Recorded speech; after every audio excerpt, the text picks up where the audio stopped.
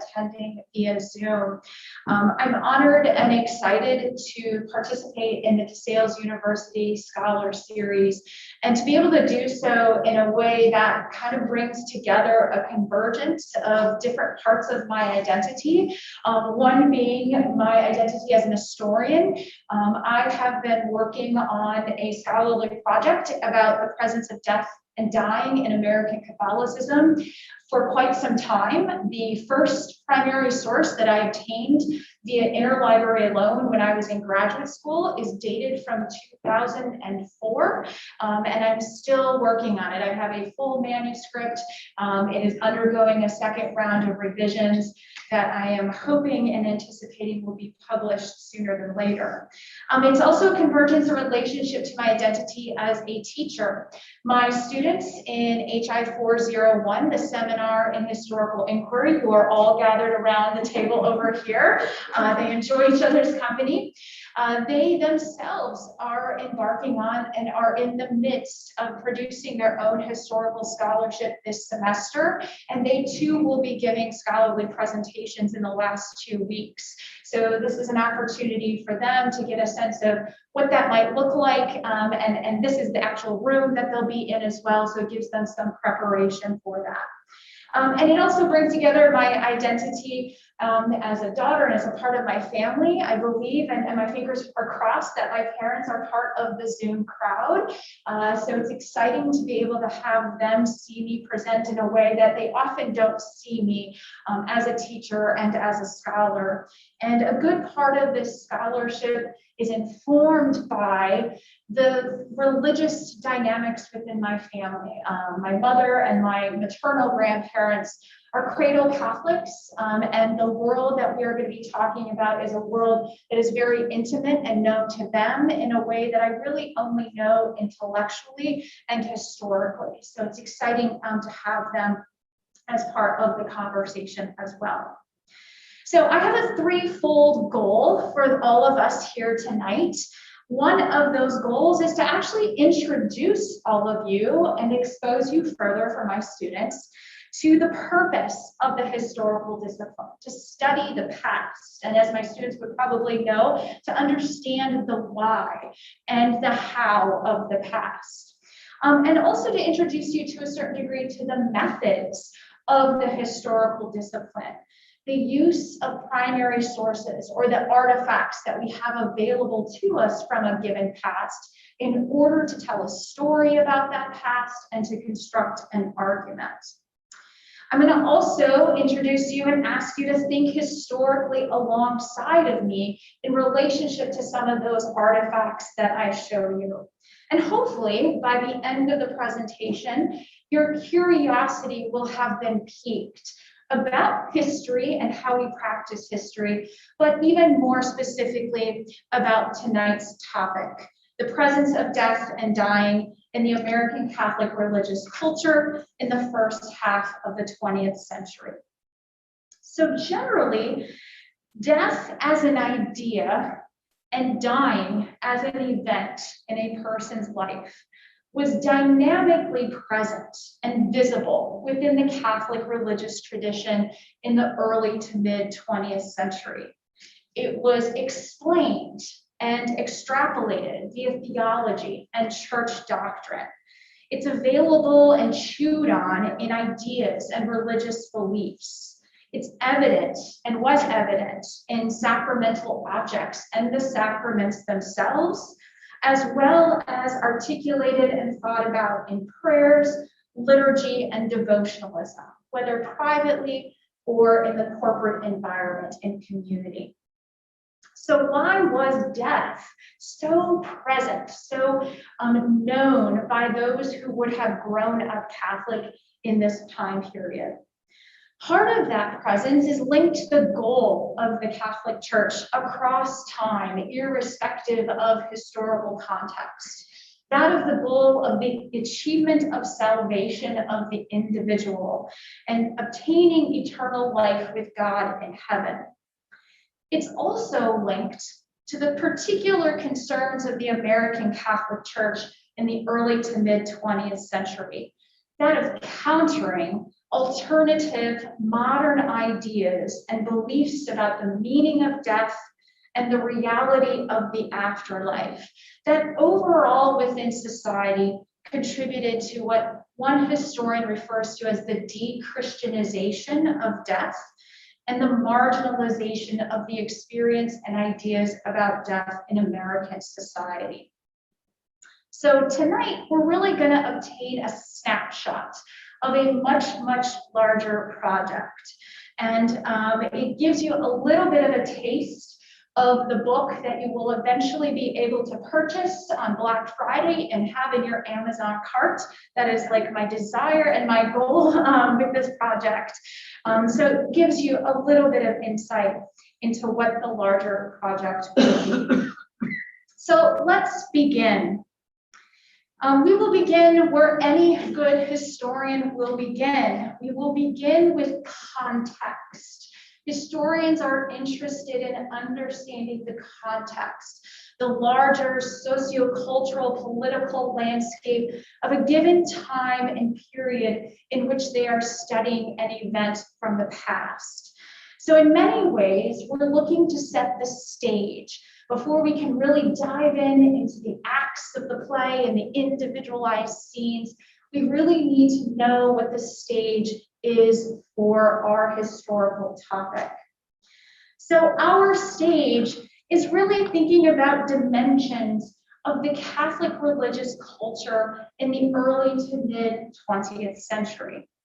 And to start thinking about that stage, we're going to start thinking about artifacts from that past to help us understand that context. So one of the types of artifacts historians have available to them are photographs. I'm currently teaching a course called Photographing American History this semester. So most of the students at this table are also in that class. And we're using photographs as evidence of the past, evidence of events, and to understand the types of cultures and environments in which those photographs were taken. In this particular photograph, the subject matter is the liturgy of the Mass. So I want to actually start working with all of you here in the room and potentially in Zoom. So Jackie will be monitoring the chat box and the raise hand function. So what I want to ask you, and this is how historians start using their primary sources. We start using them by asking ourselves, what do we see? Or what do we read, right? What are we observing when we digest a document or a photograph? So let's start there. For those in the room and those in Zoom, what do we see? What do we observe about this photograph of the liturgy of the Mass? Thomas, kick us off. Well, I think the first thing I noticed is like not only is like typical Catholic church, but like we have all or whatever, but also like I think it's the building inside. It almost looks like more of a possibly a cathedral. So it's all on space. It looks really nice and fancy inside. And I have experience when I have my experience. I think that's kind of more indicative of cathedral. Okay, possibly. We don't know the exact type of church this is. It could be a cathedral. So that's a good start. I see Jacob gears are turning. Yeah. Everyone's like the way everyone's facing the seats are pointed. It's all towards Jesus on the cross, which in itself is like it's very present in that symbol. Oh, okay, good. So the design of this particular church is oriented towards the altar, and that's definitely not necessarily how all Catholic churches or other churches of different religious environments are oriented. So they're all facing towards the altar and the very prominence of the crucified figure of Jesus on the cross. So there's the visible presence of death in the context of the Mass. Good, thank you. Josh, did you have a thought? No, okay. Other observations that we might have around the room about the image and what we see with the Mass. Yeah, Joe? Pre-Vatican II, the altar is the priests are facing toward the front of the church rather than toward the pew. Okay, good. So in the context of the liturgy of the Eucharist in a pre-Vatican II religious culture, that part of the Mass would have had with the priests their backs to the congregation. The focus is on the Eucharist and the process of the consecration. So that's definitely a different dimension there as well. Another item that I would emphasize as well, back to Thomas's point about the fanciness within the church, the extensive religious iconography, the visual imagery, the religious objects, that's evident in the stained glass windows, very definitive biblical narratives and themes that emerge in the statuary across in the church. Again, saints, likely of Mary on the left, Joseph on the right, which would have been very common, very ornate in the design of the altar as well. So ornate and maybe ostentatious would be a way to describe that. Jackie, we have a Zoomer. Yes, we have actually two people commented. Eric says the whole scene is very formal and elaborate. And then Larry said traditional time versus present time. Many priests, traditional church, many people in seats. Okay, good. Yeah, definitely. That's a very packed pews. And what I noticed as well is the men are in suits. The women look dressed up as well. Admittedly, I have had moments where I go to Mass in my yoga pants. And so that different dimension and aspect in terms of the presence of the congregation as well. So thank you to those Zoomers. And thank you for the interaction. We're going to have an opportunity to continue doing this as we go along. So what we want to think about with this particular photographic image is it gives us a little bit of insight into the religious culture that existed prior to the Second Vatican Council. And for the purposes of thinking about death and dying specifically, there are two characteristics that we want to hold on to, that we want to think about and have in mind as we move forward. One of those is the characteristic of devotionalism, the form or expression of piety, of religious practice, was characterized as devotionalism prior to the Second Vatican Council. Piety evolves over time. The dominant characteristics and forms that can take within Catholicism or in other religious traditions isn't static, it evolves. And that was true, especially in American history. From the late colonial period through roughly the early 19th century, piety within Catholicism, within American Catholicism primarily, was intellectually informed, heavy influences of the Enlightenment. It was quite subdued, and it was undemonstrative. It lacked the kinds of qualities that it eventually will take on in the mid-19th century and up until the Second Vatican Council. That piety is devotionalism.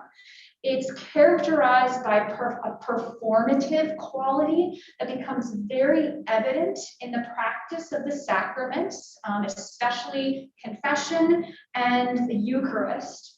It's also very affective. There's a great degree of physicality and materiality to the devotionalism.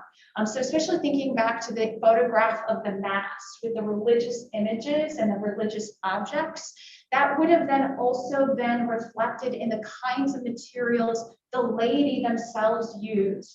Those congregants likely would have been holding rosaries, or many of them may have been holding rosaries or saying the rosary during the Mass. And then also very material oriented and sacramentally focused.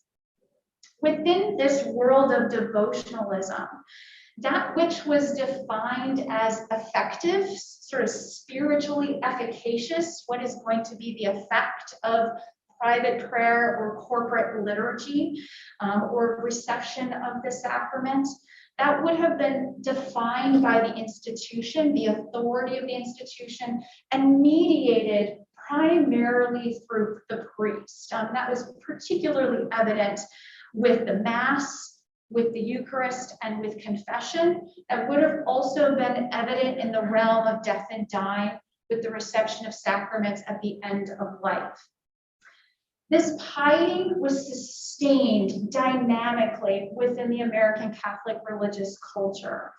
There was a dynamic print culture and market for books, pamphlets, and other types of print material that Catholics could avail themselves of to practice their private and their corporate devotions. Prayer books, devotional guides, some Catholics still use those today, but it's not as ubiquitous as it would have been prior to the Second Vatican Council. A second dimension of the religious culture that's worth holding on to is the notion of a religious subculture. In the first half of the 20th century, and for much of American history, American Catholics would have understood themselves as outsiders looking in on the dominant culture that was defined by Protestants. And this took on a very kind of militant, this is the way historians sort of think about it, kind of militant, aggressive tone that American Catholicism institutionally and American Catholics themselves would want to define themselves against that dominant culture. And they would define themselves against that culture in a way in which they saw themselves as possessing the truth, capital T truth theologically, and also embracing that which made them different and distinct, including their religious practices. Alongside that, they created a parallel system of social institutions that they could draw upon, especially an emphasis on constructing and building parochial schools to be attached to each neighborhood parish, publishing companies that would publish the devotional materials and religious objects would be manufactured, hospitals, social work agencies, parallel institutions to those that would have operated in the rest of society. Again, these became markers of distinction, and the sacraments around death and dying and preparing for that would have been another type of marker of distinction that set Catholics apart.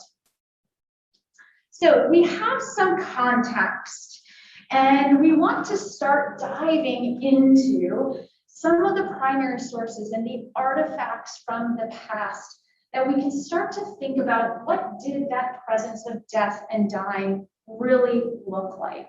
So we're going to have some more opportunities here to engage with the artifacts. So this is our first artifact. So we're going to revolve the rest of the conversation around two primary artifacts and sort of get granular and dig deeper along the way. So we're going to work with this primary source together. So we're going to start with, what does this source tell us? And again, we're going to ask ourselves, what is it? And what do we observe about this particular artifact? Now, I haven't really told you what it is yet, but we'll dig a little bit deeper. So let's start with, what do we see here? What are we observing about this particular artifact? Those in the room or those on Zoom, as you start to digest this visually. Austin and then Connor. Obviously, it's the crucifixion. Okay, so we have a crucifix. So we definitely have that as the material or some of the narrative. So the crucified Jesus on the cross. Okay, good. Yeah, I was Connor. going to say that also, but I see like above like Jesus, there's a inscription at the top. I'm not sure what that says, but like I'm assuming it will say somehow. Right, and that would have been the inscription as it's recorded in the Gospels, the inscription that would have been made above the cross during the crucifixion. Okay. Yeah, okay. So think about Jesus's death, dying on a wooden cross. Think the fact that that's wood and then gold. Those two different materials probably have some relationship to that, especially Jesus's death. Sure, possibly. And when we dig a little bit deeper, we might complicate the thinking about the material out of which this particular religious object has been made. Yeah, Jacob?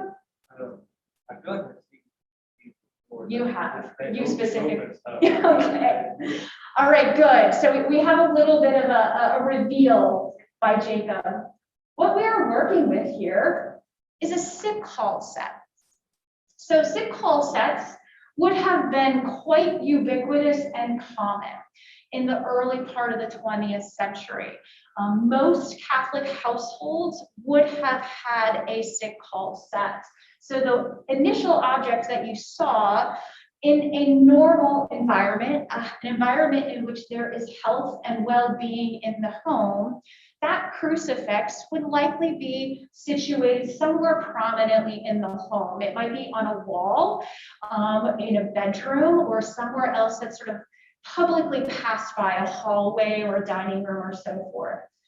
In moments of abnormality, of lack of health, or the hour of death within a household, that crucifix could be turned to and used as a sick hall set. So basically the top was the crucifix, and it could slide away, and it would reveal a storage compartment in which contained the types of objects that would have been needed and utilized for the sacraments that could be conducted during a sick hall.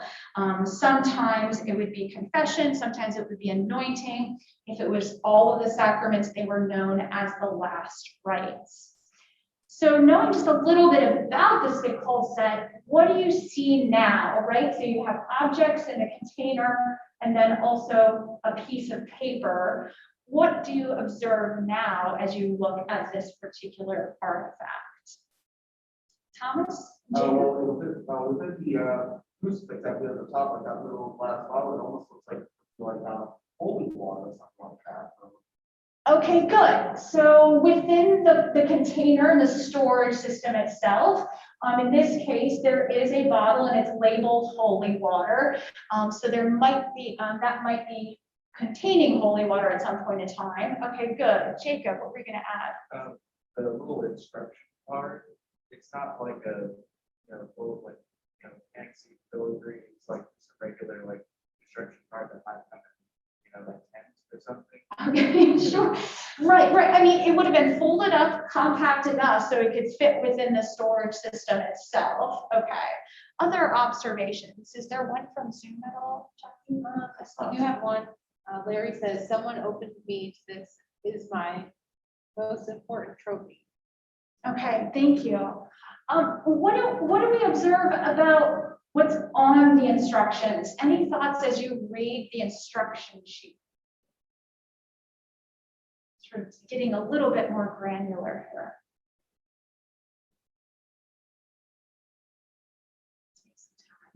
Yeah, Connor? Well, clearly, since this instruction, it's like it's telling you like the specific use for like each of the materials within like the cross, like it explains like like the lighting and the candles that you presented to the priest, or so on and so forth. Okay, so there's two layers there that you're helping us to unpack, right? The layers of, okay, what are these objects and how are they supposed to be used in the context of a sick hall, sort of identifying them. And then we also have the features there regarding who is going to be using those during the course of a sick hall. The individuals who own the sick hall are going to be setting them up and laying them out, but they're not necessarily the ones who are going to be using them in the context of the sick hall itself. Okay. Any other thoughts or observations? Yeah, Austin. So the instructions, I feel like are basically just telling the family if someone is on a sick call and they have to use a set. This is how you properly set up the sacraments so they can use it, and so everything is set up for everything. Good, good. So an emphasis on, it's very methodical, right? The instructions are do this, do this, do this. It's clear. There's not a lot of murkiness about, well, I'm not sure what I should be doing with this object or where it should be placed. So it's intended to be very specific, very methodical, and systematic. And thinking about the context here, somebody is in poor health or in danger of dying, it needs to be timely and effective and efficient in the administration of the sacraments. So no time can be wasted. So there's a need to make sure those items are set up properly. So when a priest did arrive at the home, he could administer those sacraments as quickly as possible. So a little bit more in thinking about the dynamics and the use of the sick call set and what this might tell us about the presence of death and dying in American Catholicism. Like as I mentioned, a sick call set would have been very prominently displayed and likely a very common religious object for American Catholic families living in the first half of the 20th century. There was a need for all Catholics, or an encouragement that Catholics over the course of their lifetime would avail themselves of the kinds of graces available through the sacraments at periodic points in their lives, whether that was attending confession on a weekly basis or receiving the Eucharist. And it also included the sacraments of the sick and dying, which again could include penance, communion, extreme unction, which is what anointing of the sick used to be called, and viaticum, and again, collectively known as the last rites. The role of the priest in the care of the person who was in danger of death or at the hour of death was that of administering those sacraments. The priest possessed the spiritual power and authority to do so, and that would then help ensure the spiritually efficacious quality of the sacrament.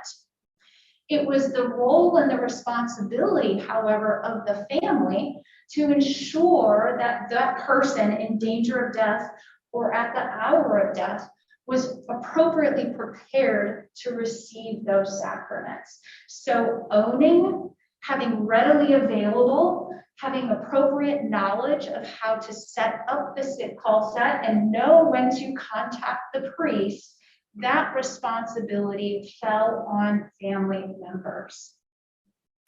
This type of religious object was not just an ancillary, secondary object within a household. It was considered an essential and necessary material object in the sacramental life of the church. And alongside that, it being with the last rites and especially extreme unction, often being the only sacrament or one of the few that would have occurred outside of the structure of the church, it would have been imperative and important for how it would have unfolded to adhere to institutional expectations.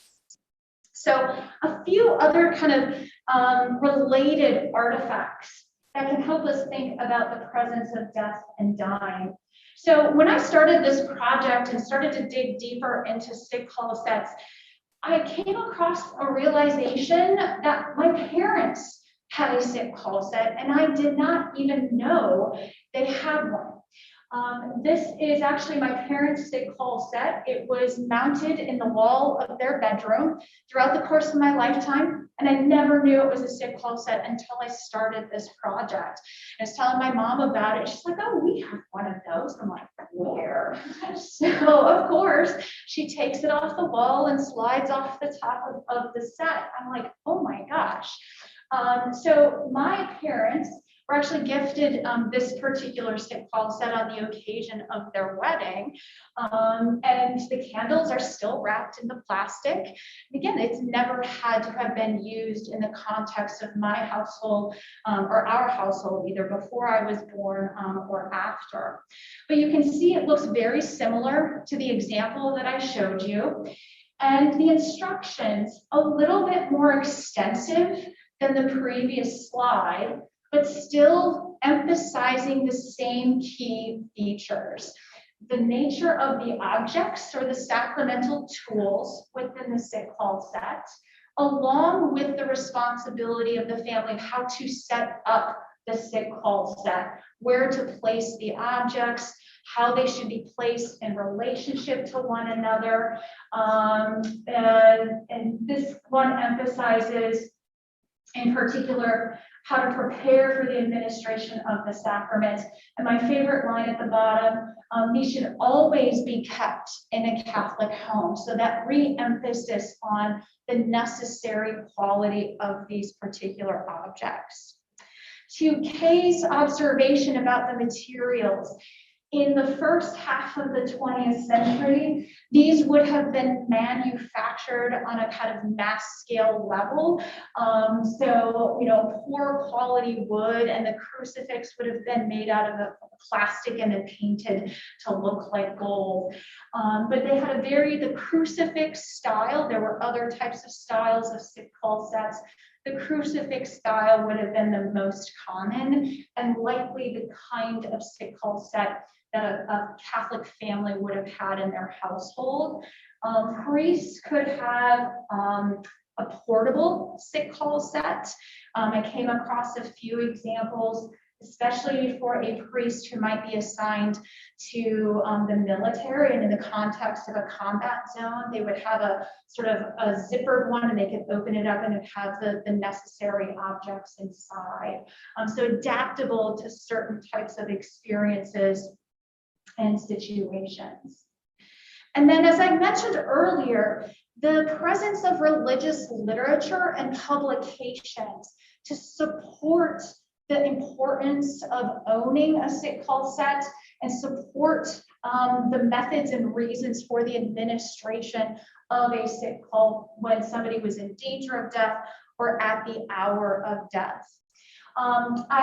There is a primary source collection at Boston College, which is where I did my graduate work, that has an abundance of pamphlet literature on a variety of topics, from sikh-calls and death to communism and movies.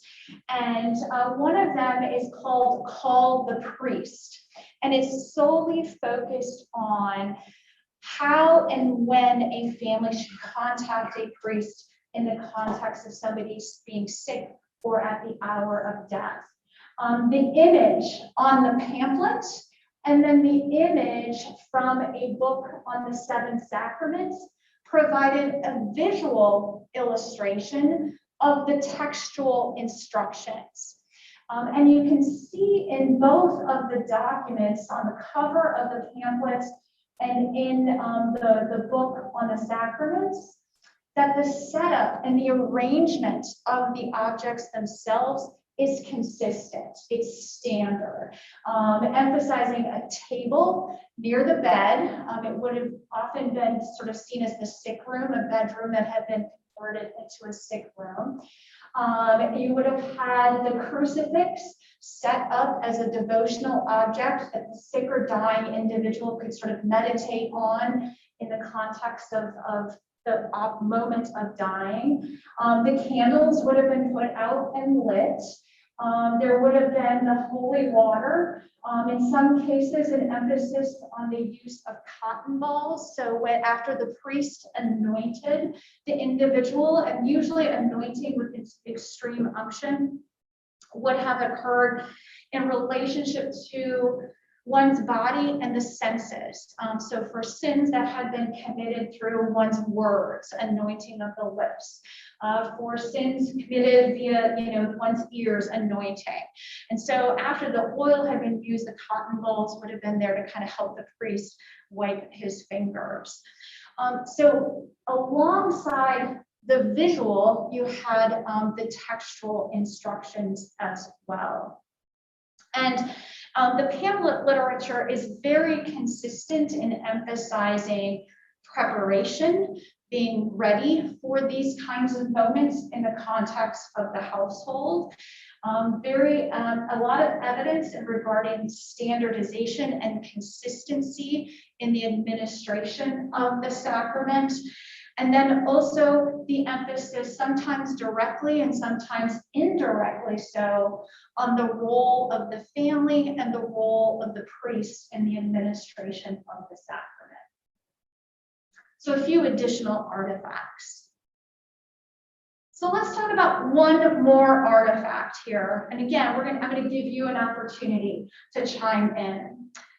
So this is our second main artifact that we're going to be digging into and examining. So very different. This is textual, this is document versus the other one, which was an object. So let's start off with solely about, what do you see here? You don't know anything about this artifact, but what do you see? What are you observing as you look at this document. It's a little bit more digesting here with this one. Okay. Beautiful and very specific.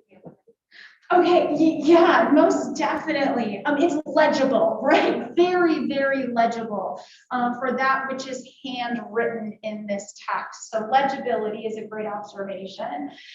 Jake. A few of the dates on it are from the 1930s, and it's also written in cursive, which I would say is not as common today as it would have been in the 1930s. Yeah, most definitely not as common. Yeah, so we start to think about dates. We're trying to kind of situate this document a little bit more in time. So I'm trying to see where it's on the far side, I think, but there's some dates, 1930s roughly. Plus also we see on the left-hand column here, right, January 5th, February 20th, March 4th. So we've kind of got this month by month or day by day as well. Connor and Jacob. In the bottom right, you can see like prices, like so on different things, there's like an exchange of money for whatever business is being logged in this book. Okay, good. So on the second hand side there, we start to see 50, 50, 50, 50. Sometimes we see it 1, sometimes we see 10. So likely indications of dollar amounts. So there's a possibility of a kind of transaction that's happening and that's being recorded. Good. Yeah, Jacob. There's a lot of places where like stamps have been placed, special mass or perpetual member, and there's also places where someone got in, read, and just. Okay, good. So there are additions, right? Additions beyond maybe an initial recording that are called out either by the color of the ink being used or by the use of a stamp. Okay, nice. We'll start to get some bigger picture here. Yeah, Josh. It appears that there are like accounts set up by like individual families and individual family members. Okay, good. So we have names recorded here, right? And if we look at some of these names, we see the same last name, several rows. Like, right, we see Fitzsimmons. We have 1, 2, 3, 4, 5, 6, 7 Fitzsimmonses, but different first names. So there's a James Sr., and then Mrs. Bridget, William, Leo, James, Aloysius, and Sister Agnes. So likely a family. We also have Fitzpatrick, there's John and Mary. So names and then likely individuals related to one another. Nice, good, good. Anything from Zoom, Jackie? Yes. Someone said the details, receipts with dollars, names, times, and dresses. Okay, good. Yeah, nice on the addresses. Yeah, our last, oops, I'm away from my mic. The last right-hand column is about the residential address. Sometimes the residential address is different for each person, even with the Fitzsimmons family, but sometimes the residential address is the same. Yeah, good. So what are we looking at here? We are looking at a document, a primary source, that is a ledger from the Purgatorian Society. So before we start to kind of extrapolate some conclusions about what you saw and the data that is in this ledger, I want to step back and think a little bit more about context, again, historical context, especially in relationship to death and dying. Our first contextual feature is thinking a little bit about purgatory and the afterlife. A central feature of Catholic teaching about the afterlife included doctrine about purgatory. Purgatory, a transitional state after biological death, is in which the individual's soul would experience temporary punishment due to the remnants of sin, primarily venial sin, committed in one's earthly life.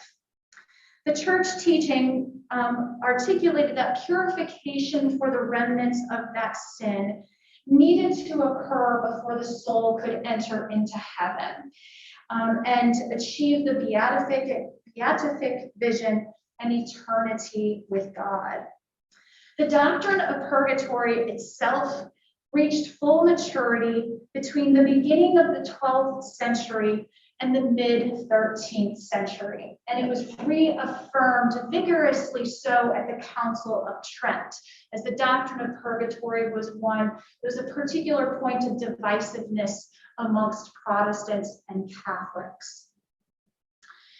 Another feature in thinking about purgatory and how it lived, and ideas about purgatory lived within the American Catholic culture, is an idea and belief within Catholicism that the physical separation, the death of an individual, did not break the bonds that tied the living to those souls who had died, but rather, especially through the doctrine of the communion of saints, the bonds between the living and the dead were sustained across the natural and the supernatural realms. That love and sympathy could go back and forth amongst and between the living and the dead.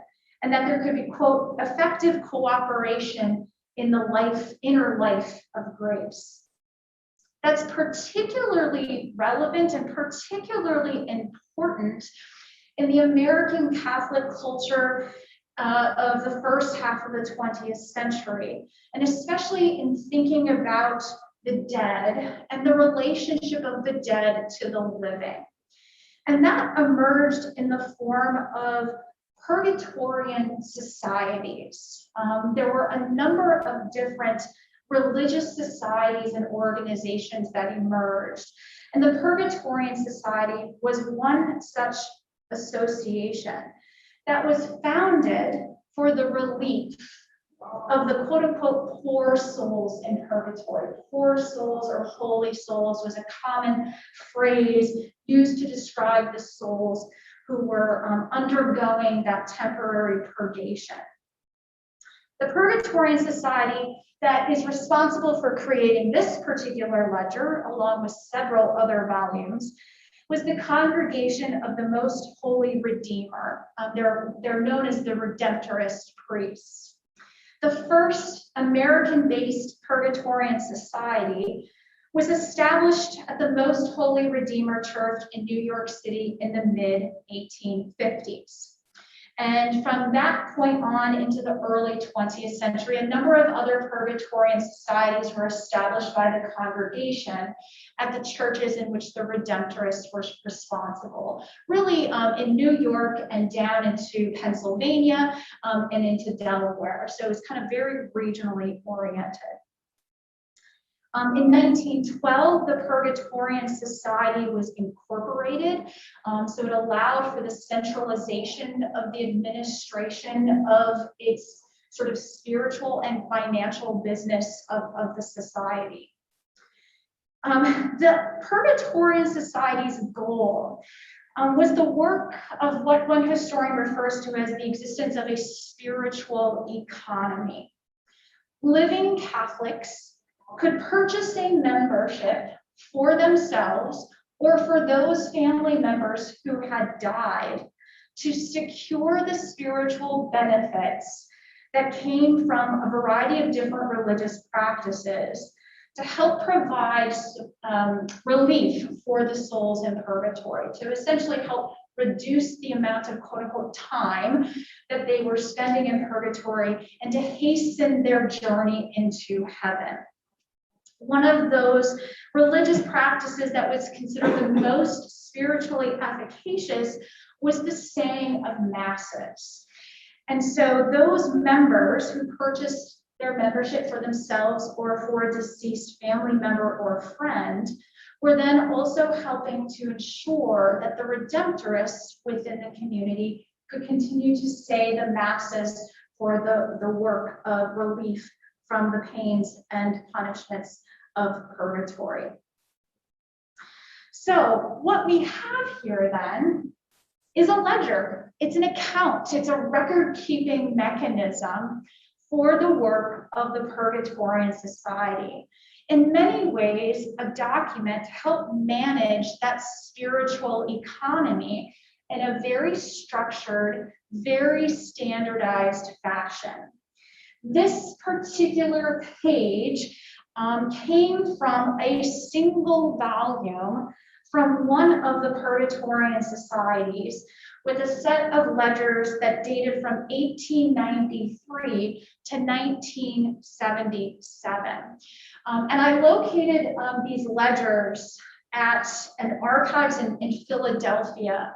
The archive itself is associated with the Redemptorists and the Congregation of the Most Holy Redeemer. And it's in Fishtown, Philadelphia. And they are these massive, heavy ledgers, and they're on this top shelf. And when I found these, I was like, oh my gosh, this is amazing to sort of work through what is in these. And they're massive. I mean, they're hundreds of pages in a single volume. So when I started to work with them, I tried to start to identify what were they doing, right? I can't get into the mind of the society or those who recorded this information to know why they were recording that and what they needed, what information they needed to have. So what I'm going to offer you is really based upon the patterns that I started to identify and think through in looking at a number of these volumes, some of which you started to kind of think about when we talked about the image itself. So individual ledgers were organized alphabetically. So they had tabs on the side. So a section for A, a section for B, and down the line to Z. Within each alphabetical letter, however, the organization followed dates, right? So you can see it's F, but it can't go alphabetically within F because it's going to be an ongoing record that's going to be frequently pulled out by a redemptorist to record a new membership. So within letter F, then it starts, the left-hand column is the date. So it's the date in which the membership is being recorded for the individuals. So we have February 20th, 1930. Jake recognized that for us, for the Fitzsimmons family. And then the next identification marker is each of those individuals was given a number to identify them, usually for quick and ready access and reference. So that is what's consistent chronologically, right? 768, 769, 770, 771. So we see parallel sort of structures from the left-hand page to the right-hand page. Then it also included the type of membership. So this is where the dollar amounts come into play. For most of the existence of the Purgatorian Society very early on, an annual membership was 50 cents. Eventually that was raised to $1. And then they also had a perpetual membership, which in some cases is identified handwritten PM, or eventually it's identified with stamp, right? Somebody got tired of writing, so they're like, let's have somebody manufacture a stamp for us. And that was $10. After a successive number of annual memberships, one obtained the perpetual membership. So we can actually see in some cases, you have 50, 50, 50, 50. So you can tell that somebody renewed their membership year after year, or eventually they upticked it and went to a perpetual membership. So assigned number, the enrollee's name, a type of membership, and then the name of the individual who purchased the membership. So if we look at the Fitzsimmons family again, Sister Agnes is the last member. Sister Agnes Fitzsimmons purchased the memberships for the rest of the Fitzsimmons family. So likely she's the daughter of James and Mrs. Bridget, and William, Leo, James, and Aloysius are her siblings. It's sort of my general conclusion. She's probably purchasing these memberships for her family. And then you have their, the address was Gerard Avenue, which would have been very close. It's in the Fishtown area. So local residential address for Sister Aloysius. Underneath, it says care of St. Joseph's Hospital, and there's a combination of letter and numbers. So there's B1532, there's R944. And my working conclusion is that they're reference numbers to other memberships that Sister Agnes purchased. So R referencing a different letter in the ledger, and then the number referencing a different individual. So it's a way to cross-reference across last names in the ledger for additional memberships that would have been purchased. And then the last information would have been the residential information. And early on, late 1890s into the first decades of the 20th century, a lot of the addresses were very local. So we can see with Sister Agnes, it's a reference to Girard Avenue in Philadelphia. But as the reach of the Purgatorian Society expanded beyond Philadelphia, beyond the immediate region, it needed to actually have a specific mailing address identified.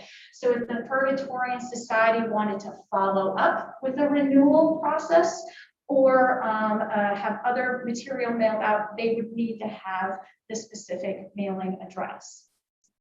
So it's an account ledger, right? And it's really fascinating because it's both a spiritual transaction as well as to a financial transaction. And it's a way in which it kept the Redemptorists and the Purgatorian Society accountable, right? They are being entrusted with the conduct of the Mass as a spiritually efficacious way to provide relief for poor souls into purgatory, from purgatory. So it's a rare glimpse into the record keeping of the spiritual economy. It suggests, again, this documentation is consistent from 1893 to 1977. That documentation of the key types of information did not change over time.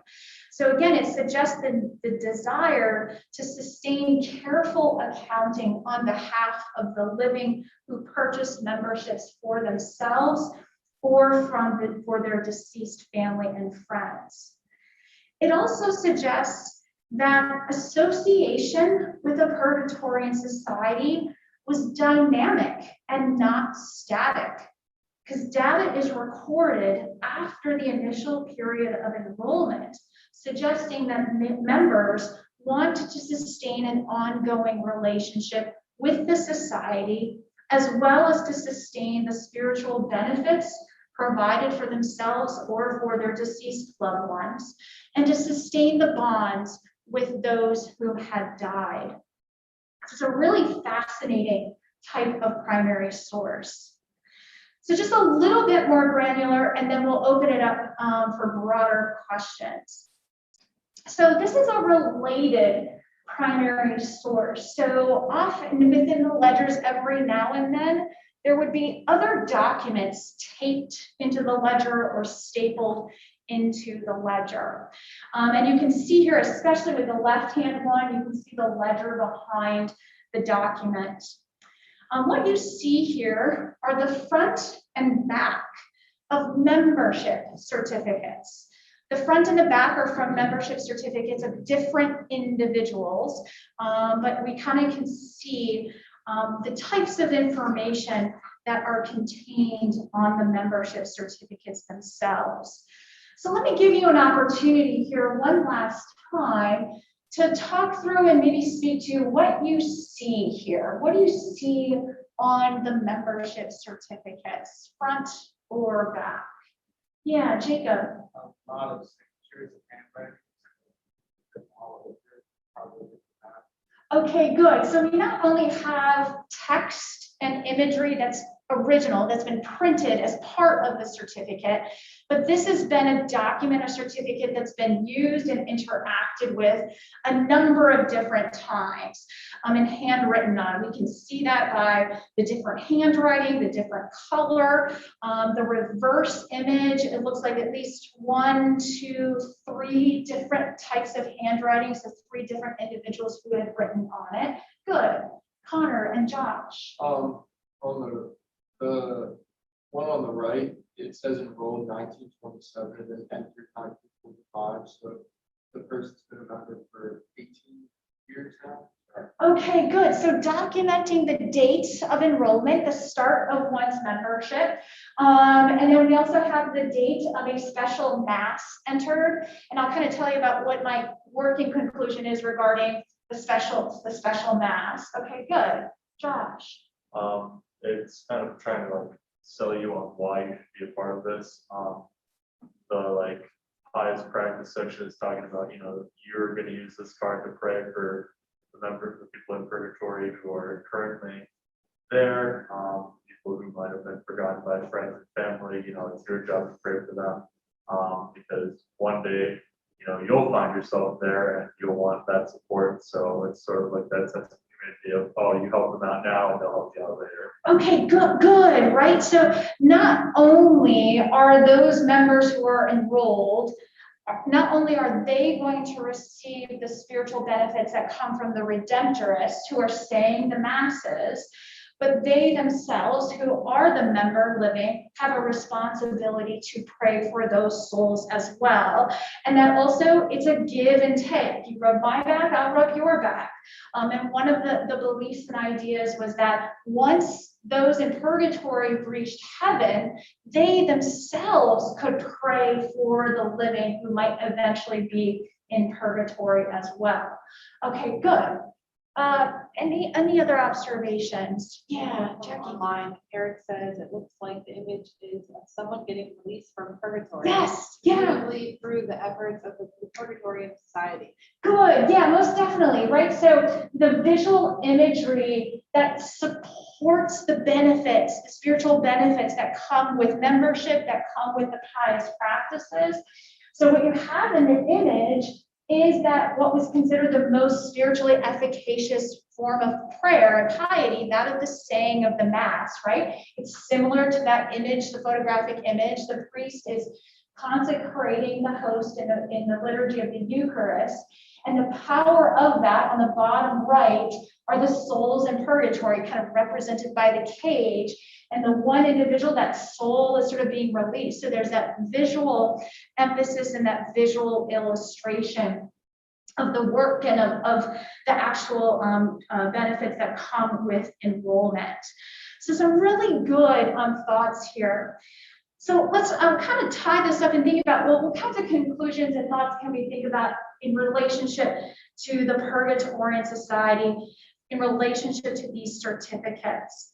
So the certificates themselves would have been one of the few tangible objects that a living member could own and possess to remind themselves that they were members of that society, or that their deceased family or friends were members of the society.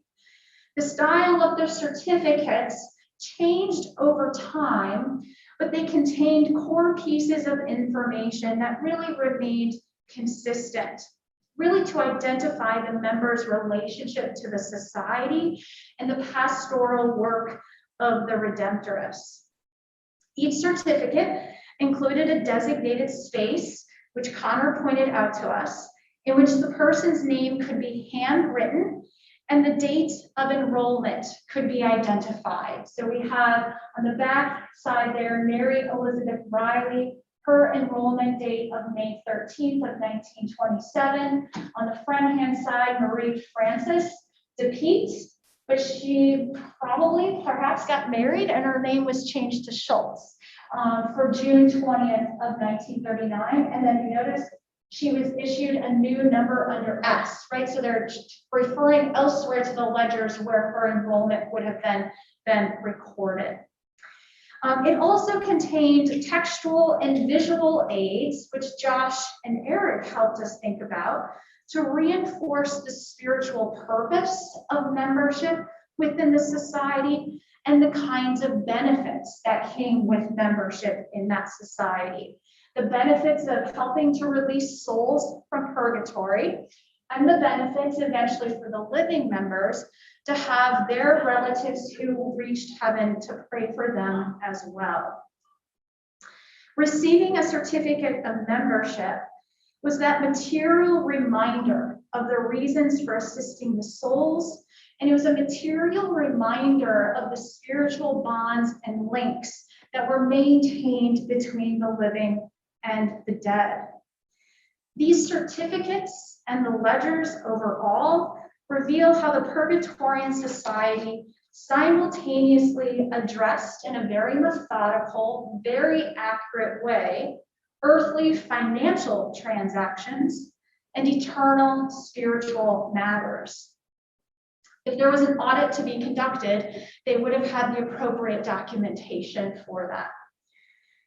The certificates and the ledgers also again demonstrate the bonds of trust that needed to be present between the Redemptorists who ran the Purgatorian Society and who were saying the masses for the solemnization and the release of souls, and the enrollees who had gained the benefits from the masses. Again, there's a lot of trust that has to be built in here in the purpose and the value of the society. And it also underscores the creative mechanisms leaning into a print culture to help sustain the dynamic bonds between the living and the dead, right? The Purgatorian Society could have easily just had the membership. They need not have created the certificates, but they became this mechanism, this material object to retain that tie between the living and the dead. So this evening, we've had an opportunity to think a little bit about the presence of death and dying as grounded in two main artifacts, as well as some related primary sources. And so on that note, I'd like to open it up to any questions or additional conversation about what you heard and what you are thinking about tonight. Yeah, Thomas? Back in like that ledger, after that, when you mentioned like something said like sister and such, does that also imply maybe like some of those names like were people who were like nuns or even monks for that? So, Yeah, so what's likely in, she would have been a nun, right? And so she's identified as Sister Agnes. And there was, you know, not a cultural expectation, but larger Catholic families, there was a great deal of pride taken if one of the sons became a priest and one of the daughters became a nun. So she's identified by her religious role in the ledger itself. Yeah. Thank you for a very illuminating talk. One comment and one question. The comment is that ledger, what struck me was starting in January of 1930, that's 2 months after Black Tuesday. And people are putting 50 cents and $1 down at a time when they could probably ill afford it. Question I have is the whole Purgatorian Society concept, which you explained very nicely, but how would you see that as being in principle different from purchase of indulgences in the Middle Ages? Right. I wish I had done a little bit more reading about indulgences before I came tonight. Yeah, I mean, and I think that is a challenge in evaluating paying, or what is seen as paying for something that comes with spiritual benefits, whether it's forgiveness of sins or releasing souls from purgatory. And the primary use of the funds was twofold. One was helping to purchase the very kinds of supplies that were needed for the saying of masses. So everything from like, the candles at the altar, or for upgrading other kinds of objects that would have been needed to be used. And then the other piece of the use of the funds was actually committed to missionary work. So in some ways, they're not actually paying for, or this is what the Redemptorists would have emphasized, they weren't paying for the release of the souls, they're paying for a membership that comes with these benefits for the living and the dead. And then this is how that money is being used for the supplies, but primarily for giving to mission work. I think one of the areas was identified was like in the Caribbean. So it wasn't, the money wasn't going to sort of line the pockets of individuals or being committed to, sort of large construction projects of the church and so forth. If that kind of helps a little bit differentiate. Yeah, Jacob? A lot of people have been like English language. I was just wondering, like, down like stuff that was targeted towards like recent immigrants to America. Right. So a few of my primary sources outside of what you've seen today are in a couple of different languages, but very, very few. I came across sort of catechism text written in Polish for Polish immigrants.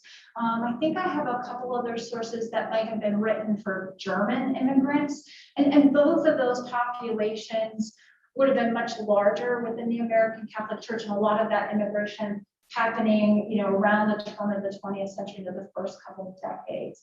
But a lot of the pamphlet literature, mainly from about the 1920s to the 1950s, it's in English, and it's being published by Catholic publishers.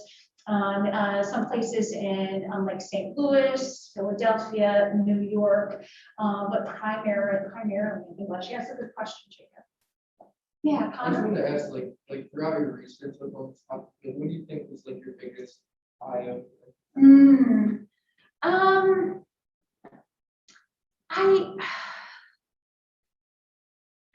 That's a really good question, Connor. I think one of my biggest eye openers, the ledger discovery was really fascinating to me, in part because being a post-Vatican II Catholic, the presence of death and dying in the extensive, very kind of material-oriented way that existed prior to the Second Vatican Council is not as present today. You can still liturgically, within the context of the Mass, there are continued references to the idea of death and what comes after death in relationship to the death of Jesus. But I don't hear a lot about purgatory, and that would have been very common. And so to come across a ledger like that is there to help maintain and sustain in a concrete way that link between the living and the dead was really compelling to me. And also that these ledgers last from 1893 to 1977. The number of memberships sort of does not maintain itself at the consistent level as it did maybe in the 1930s or into the 1940s and 50s, but it's still there. And I've learned a lot as well, kind of drawing from my family's experience. I did some oral history interviews with my grandparents and with my mom a few years ago to kind of think through what has been their relationship to death and dying through their Catholic beliefs and their Catholic practices. And so that for me was really compelling.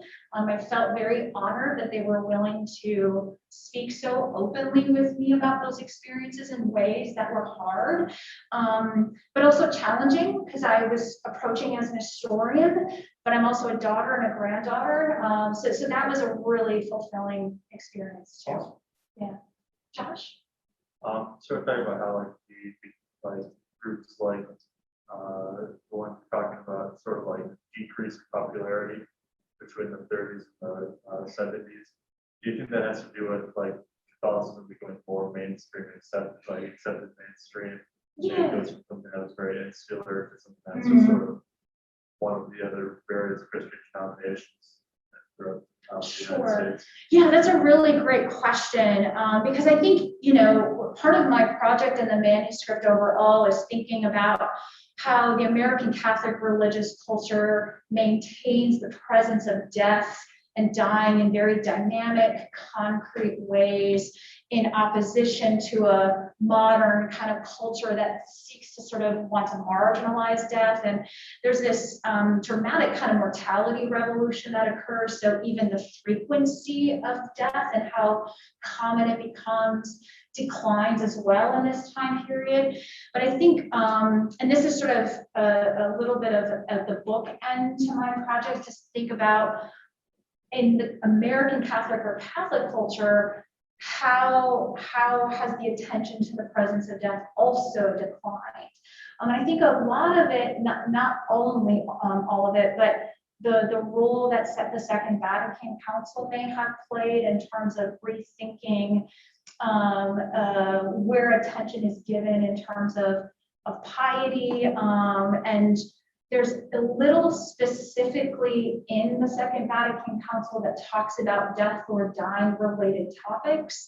But in some ways, the sort of ethos embraced by the Second Vatican Council does not help sustain that presence as fully as it would have been prior. So I think I'm trying to answer your question in a very roundabout way, which is a very classic historian thing to do. Yeah, go ahead, Josh.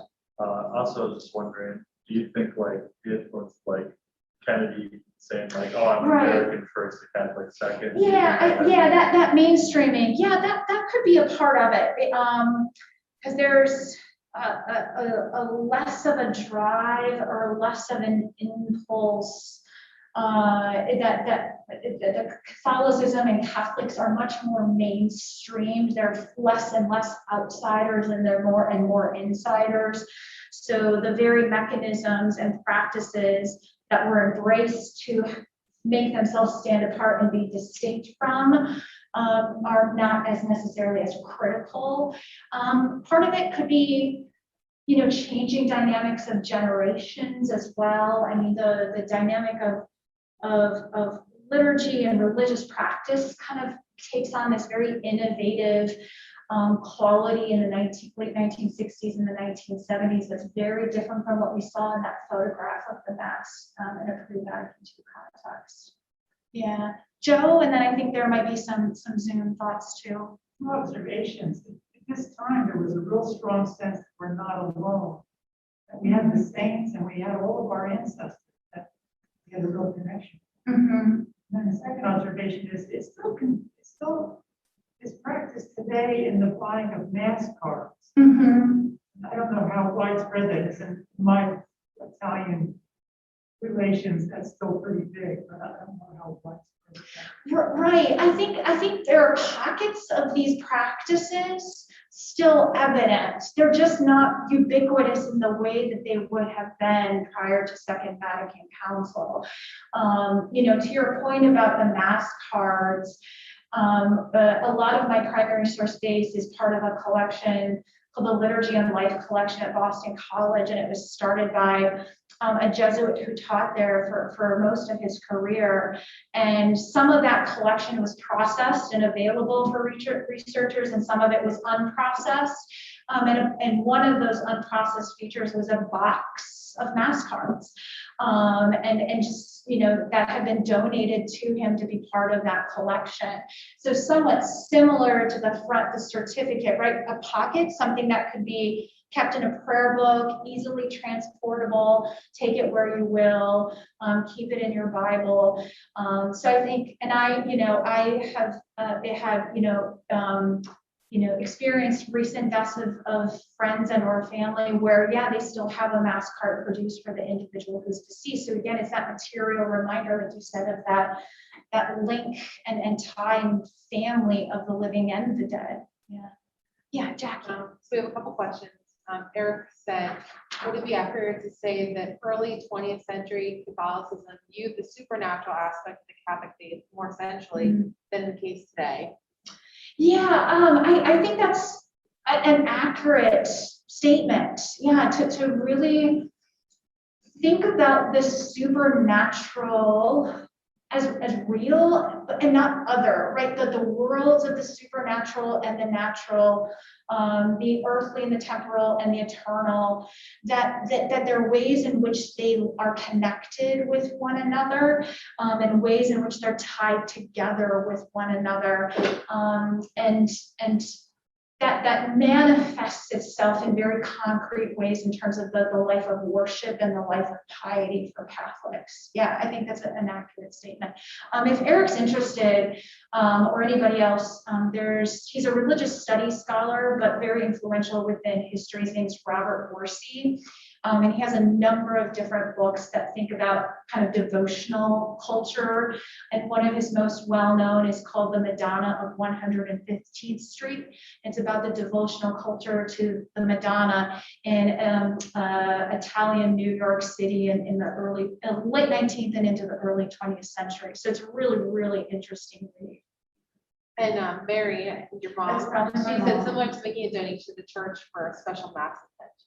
Yeah, definitely. Yeah, there's similar kind of structures still in place there, in terms of, the donation and the special masses that can be said. And I think to the special mass mentioned on the certificate, well, my working conclusion is that special mass, part of the membership was a special mass being said on the occasion of one's death.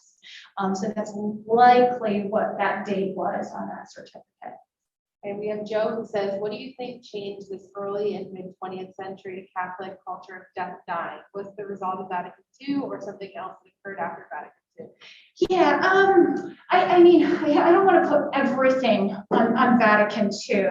That there were developments within the religious culture and within sort of the practice liturgically, within American Catholicism, but not exclusive to that, before the Second Vatican Council, and really wanting to think about, there's a liturgical movement that existed in the late 1940s into the 50s that wanted to introduce different kinds of practices into the liturgy, especially the Mass. But I think there is a degree to which internally within Catholicism, Second Vatican Council definitely helped to set up for a different impulse, a different ethos regarding religious practice that then was implemented in ways that I think the Vatican or even Catholics themselves necessarily anticipated. One of the examples, it's not directly related to death and dying, is, say, innovations for the liturgy of the Mass. There was something that emerged called like the folk Mass that tried to lean into the genre of folk music to introduce into the Mass, having contemporary instruments, guitars, and not just the organ being used. And somewhat related to death and dying, the most concrete points of discussion at Vatican II were regards to extreme unction. And one of the concerns that was articulated in my literature and then also articulated at Vatican II was kind of addressing what was seen as an attitudinal approach to extreme unction, that it was only at the hour of death. And it wasn't. It could be administered at the hour of death, but it could be administered for somebody who is in danger of death or in very poor health. But over time, it was seen exclusively for at the hour of death. And for some within the primary source literature, it was articulated as, oh, then we don't call the priest, because if we call the priest, then somebody's actually going to die. So that's the context for the changing of the name from extreme unction to the anointing of the sick. Perhaps a little bit of a PR element, a public relations element. but then also rethinking the occasions and locations for anointing. They started to institute kind of parish-based community anointings. So it wasn't just exclusively one-on-one, say in a hospital where more people would have increasingly died, or just exclusive to the home, but offering kind of a communal anointing as well. Okay, and that completes our questions from all. Okay. Well, I want to thank everybody for an exciting evening. I wear an administrative hat a lot these days, so it's really nice to put my head in the space of my scholarship, and to be able to do that alongside with you. That helps me think about the project as well. So I appreciate your attendance tonight. I appreciate your support for the kinds of opportunities and events that the Office of Institutional Advancement offers, and you can look forward to more events in the future. So thank you for your time, and have a good evening.